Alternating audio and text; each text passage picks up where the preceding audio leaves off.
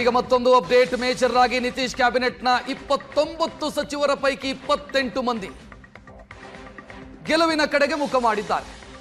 ಒಂದು ಸರ್ಕಾರದ ವಿರುದ್ಧ ಆಕ್ರೋಶದ ಧ್ವನಿ ಇದ್ದಾಗ, ಆಕ್ರೋಶದ ಅಲೆ ಇದ್ದಾಗ ಮೊದಲ ಹೊಡೆತ ತಿನ್ನೋದು ಯಾರು ಅಂತಂದ್ರೆ ಸಚಿವರುಗಳು ಸೋಲೋದಕ್ಕೆ ಶುರುವಾಗ್ತಾರೆ. 2013ರಲ್ಲಿ ಸಿದ್ದರಾಮಯ್ಯ ಕ್ಯಾಬಿನೆಟ್ನ ಸಚಿವರ ಪರಿಸ್ಥಿತಿ ಏನಾಯಿತು? 2023ರಲ್ಲಿ ಬಿಜೆಪಿಯ ಸಚಿವರುಗಳ ಕತೆ ಏನಾಯಿತು? ಆದರೆ ಇಲ್ಲಿ ಅದಾಗಿಲ್ಲ. ಹೆಂಗಾಯ್ತು ಅಂತಂದ್ರೆ ನಿತೀಶ್ ಕ್ಯಾಬಿನೆಟ್ನ ಎಲ್ಲಾ ಸಚಿವರು ಕೂಡ ಮುನ್ನಡೆಯನ್ನು ಸಾಧಿಸ್ತಾ ಇದ್ದಾರೆ. ಸೊ ಅಲ್ಲಿಗೆ ಸರ್ಕಾರದ ವಿರುದ್ಧದ ಅಲೆ ಇರಲಿಲ್ಲ ಬಿಹಾರದಲ್ಲಿ.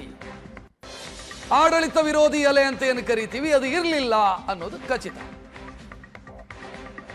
2025ಕ್ಕೂ 20ಕ್ಕೂ ಇರುವಂತ ವ್ಯತ್ಯಾಸವನ್ನ ನೋಡ್ತಾ ಇದ್ದೀರಿ. 2020ರಲ್ಲಿ ಟೈಟ್ ಫೈಟ್ ಇತ್ತು. 2025ರಲ್ಲಿ ಒನ್ ಸೈಡ್.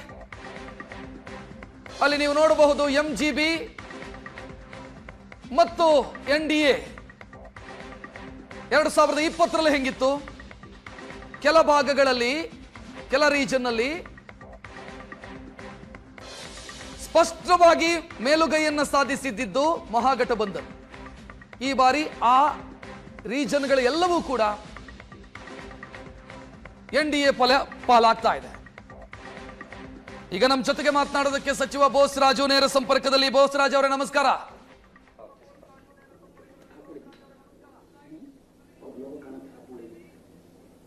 ನಮಸ್ಕಾರ ಬೋಸರಾಜ್ ಅವರೇ.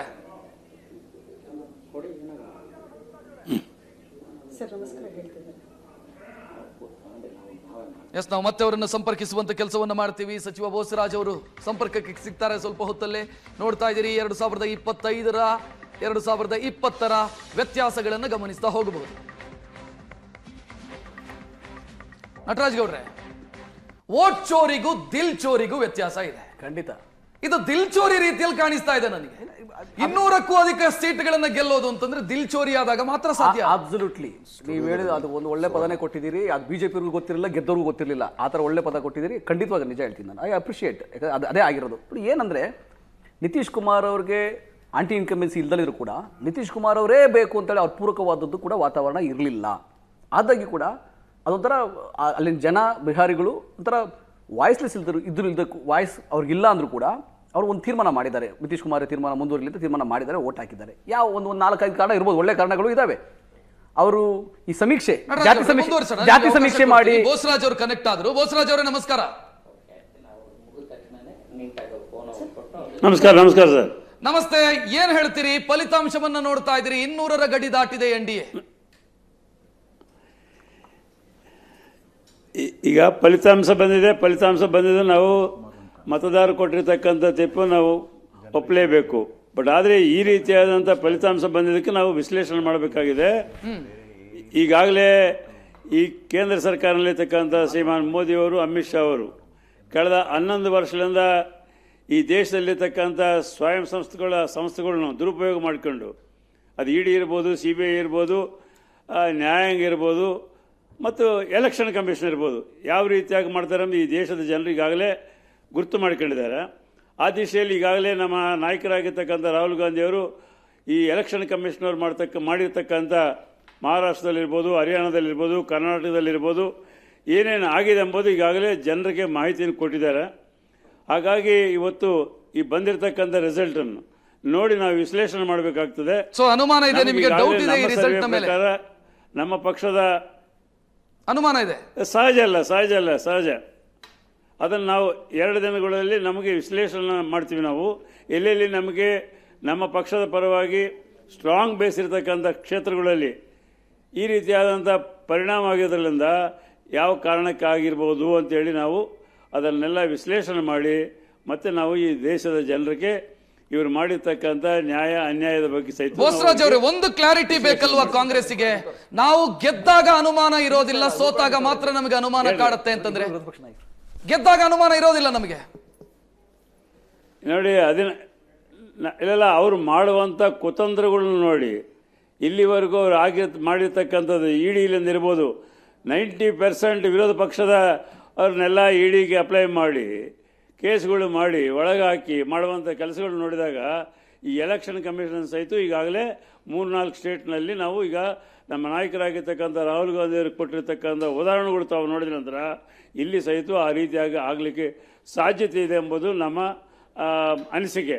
ಅದನ್ನು ನಾವು ಇನ್ನೊಂದು 2-3 ದಿನದಲ್ಲಿ ಎಲ್ಲೆಲ್ಲಿ ಆಗಿರ್ಬೋದು, ಯಾವ ರೀತಿ ಆಗಿರ್ಬೋದು. ಯಾಕಂದರೆ ನಮಗೆ ಈ ಬಿಹಾರ್ನಲ್ಲಿ ಶ್ರೀಮಾನ್ ರಾಹುಲ್ ಗಾಂಧಿಯವರು ಕ್ಯಾಂಪೇನ್ ಶುರು ಮಾಡಿದ್ರಿಂದ ಸಾಕಷ್ಟು ಉತ್ತಮವಾದಂಥ ಸ್ಪಂದನೆ ಸಿಕ್ಕಿದೆ.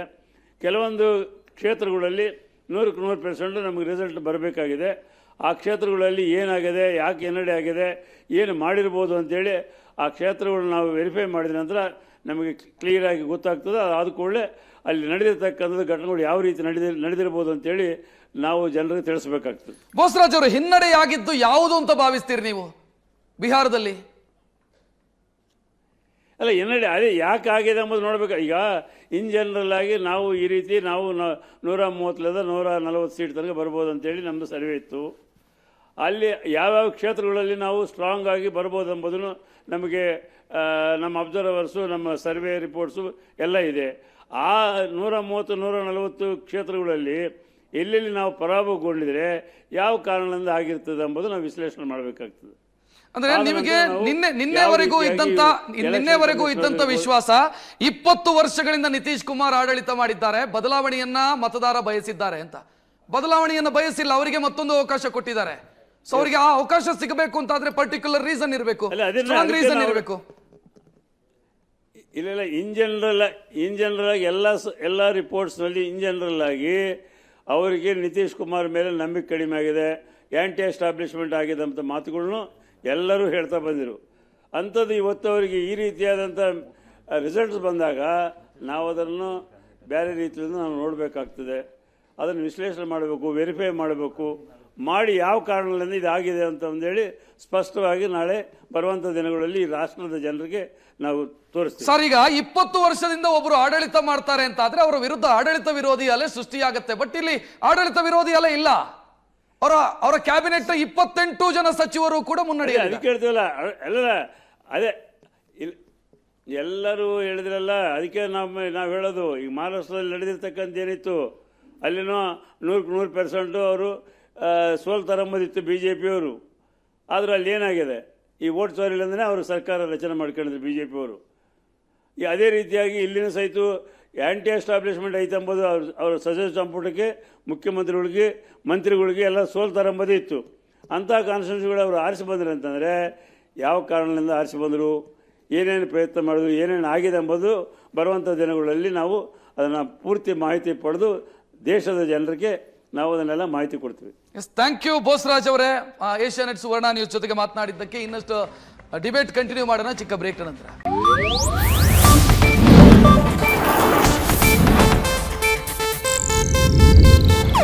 ಇದು ಏಷ್ಯಾನೆಟ್ ನ್ಯೂಸ್ ನೆಟ್ವರ್ಕ್ ಪ್ರಸ್ತುತಿ.